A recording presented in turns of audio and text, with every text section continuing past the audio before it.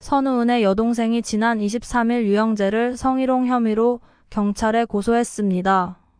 이후 경찰은 유영재에 대해 공식적으로 체포하고 10년형을 구형했습니다.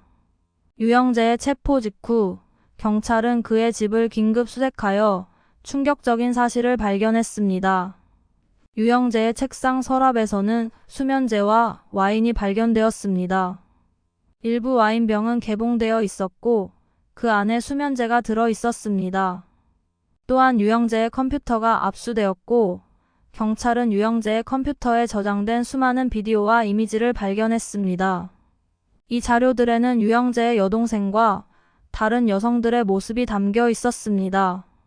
더욱이 유영재는 뇌물죄에도 연루되어 있는 것으로 밝혀졌습니다. 그는 경찰에 5억 원을 건네며 혐의에서 벗어나려 했지만 경찰은 이 돈을 압수하고 유영재를 기소할 예정입니다. 유영재와 선우은숙 부부가 이심전심 스피드 퀴즈에 출연하여 관심을 끌었습니다. 이날 퀴즈는 유영재가 문제를 내고 선우은숙이 답하는 형식으로 진행되었는데 마지막 문제에서 유영재가 여배우 이름이 적힌 문제판을 보고 내 이상형이 누구야? 라고 물었습니다.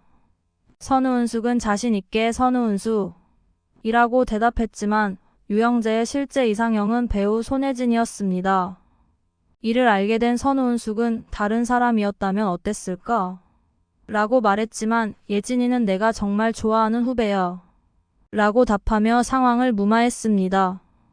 이러한 상황에 대해 선우은숙은 자신의 상처받은 마음을 간직하고 새로운 삶을 시작하려는 여성을 심리적으로 괴롭히는 것은 나쁜 습관이라고 할 수 있습니다. 선우은숙은 과거에는 유명 배우로 활동하며 좋은 시절을 보냈지만 보수적인 사회에서 새로운 인생을 시작하는 것이 얼마나 어려웠을지에 대해 생각해 볼 필요가 있습니다. 이 모든 상황에서 선우은숙은 자신의 인생을 잘 꾸려나가며 정신적으로 강한 모습을 보여주고 있습니다. 현재 다양한 방송사에서 선우은숙과 유영재 사건을 심층적으로 다루고 있습니다.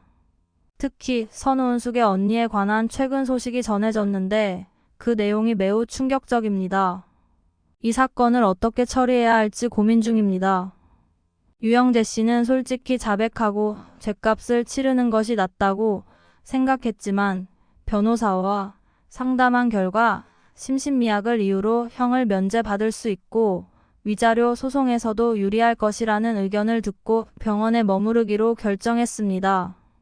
이와 관련하여 선우은숙 씨의 법률 대리인인 노종원 변호사는 다음과 같이 말했습니다. 놀라운 첫 번째 사실은 선우은숙 씨의 친언니가 최근 경찰에 출석해 피해자 조사를 받았다는 것입니다. 지난 20일 유영재 씨를 고소한 후 약 10여일이 지나서 경찰 조사를 받았습니다. 놀라운 점은 언니가 피해 내용을 매우 구체적으로 진술하였고 그 내용이 심각한 수준이어서 현행범으로 그 자리에서 구속되어도 이의를 제기하기 어려울 정도였습니다. 언니는 유영재에게 지난해부터 5회에 걸쳐 당한 불미스러운 일에 대한 녹취 파일이 있습니다.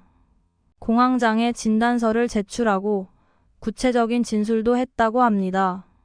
사실 처형을 강제추행하는 사건이 최악의 상황이라고 할 수 있는데 피해자가 얼마나 불안하고 두려웠을지 상상하기조차 어려울 겁니다. 언니는 처음에는 창피하고 남사스럽다는 이유로 남들에게 알려지는 것이 무척 힘들고 두렵고 수치스러워서 말하지 못했을 것입니다. 그 당시 어른 여성들은 이런 일에 대한 교육조차 받지 못했고 정조를 지켜야 한다며 엄격한 시절을 살아온 분위기에 공개하기가 더욱 힘들었을 것입니다. 나이가 있어서 나만 참으면 동생의 앞날에 불행이 없을 것이라고 생각했을 수 있고 술을 마시고 설마 또 그럴까라고 생각했을지도 모릅니다.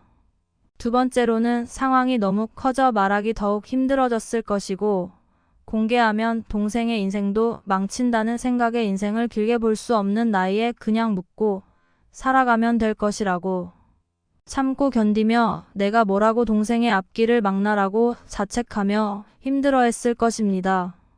그러다 동생이 이혼을 하게 되자 어렵고 힘들게 말했을 것입니다.